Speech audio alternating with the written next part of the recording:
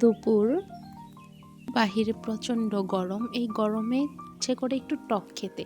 এখানে আমি করব আনারস মাখা। তো প্রথমে আমি তেঁতুলটা ভিজিয়ে নিয়েছিলাম আর আনারসটা এখন কেটে নিচ্ছি। আনারসটা কিন্তু খুব ভালো করে কাটতে হয়।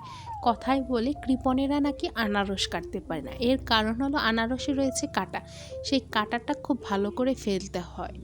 আমি আনারসটা এভাবে ছোটো ছোটো করে কেটে নিচ্ছি। আপনারা চাইলে একটু বড় করেও যেভাবে যার পছন্দ মতো কেটে নিতে পারেন।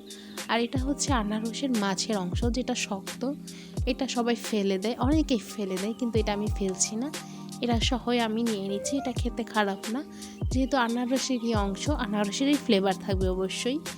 তো এটা সহ নিয়ে নিচ্ছি দুটা শুকনো মরিচ ভাজা, হালকা তেলে নিয়েছিলাম শুকনো মরিচটা, চাইলে আপনারা কাঁচা মরিচ দিতে পারেন। আর এখানে রয়েছে তেঁতুলটা সামান্য জল দিয়ে একটু ভিজিয়ে নরম করে নিলাম, দিয়ে দিচ্ছি তেঁতুল পুরোটাই। তো এটা এখন একসাথে মিক্সড করে নিব। এখন অ্যাড করব বাকি উপকরণগুলো। এখানে নিয়েছি চিনি, লবণ, মরিচের গুঁড়ো। আমি মরিচের গুঁড়োটা দিচ্ছি জাস্ট কালার হওয়ার জন্য, মরিচের গুঁড়োটা একদমই ঝাল ছিল না। আর চিনিটা আপনাদের স্বাদ মতো দিবেন, কারণ যেহেতু আনারসটা মিষ্টি। আর লবণটা আপনাদের টেস্ট অনুযায়ী দিবেন। তো তিনটা উপকরণ আমার একসাথে নেওয়া কমপ্লিট। এখন এটা একসাথে মিক্সড করলেই একদম রেডি। এই গরমে এটা খেলে যা শান্তি লাগে সেটা বলার বাহিরে।